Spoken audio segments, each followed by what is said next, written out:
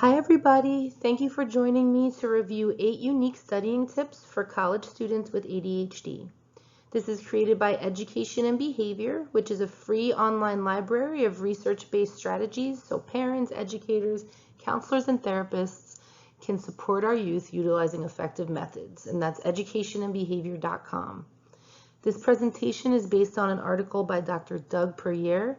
Doug is a contributor to Education and Behavior, and we're thrilled to have his expertise. Dr. Puryear is a psychiatrist and author who's diagnosed with ADHD himself. He has personally found these research-based tips to be beneficial for studying. You can see the full article that this presentation is based on at educationandbehavior.com/tips for college students with ADHD. So let's say you're about to start a course. The first tip is to read about the topic you will be learning about on the internet or in an easy-to-read book.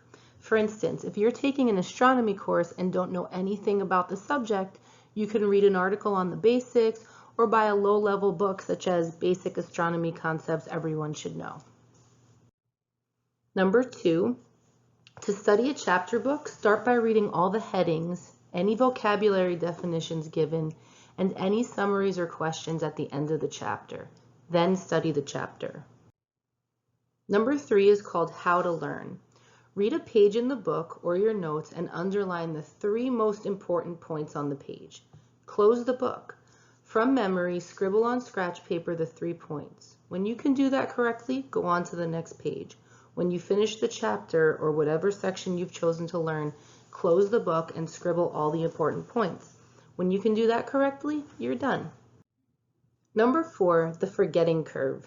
If you learn something 100%, then you start forgetting it. After 3 days, for most people, you'll still remember 50% of it. At that point, learn it 100% again. You'll do it much quicker than the first time. At 10 days, you'll remember 50% of it. Learn it all the third time. It won't take long at all.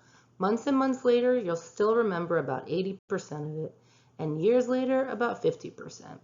Even more if you've used it occasionally. So each day learn the day's material, the material from 3 days ago, and the material from 10 days ago. Then you'll own it. Number 5, if you will be tested on a chapter, put yourself in the mind of the teacher and guess what could be 3 test questions from each page. These will be your 3 points to learn.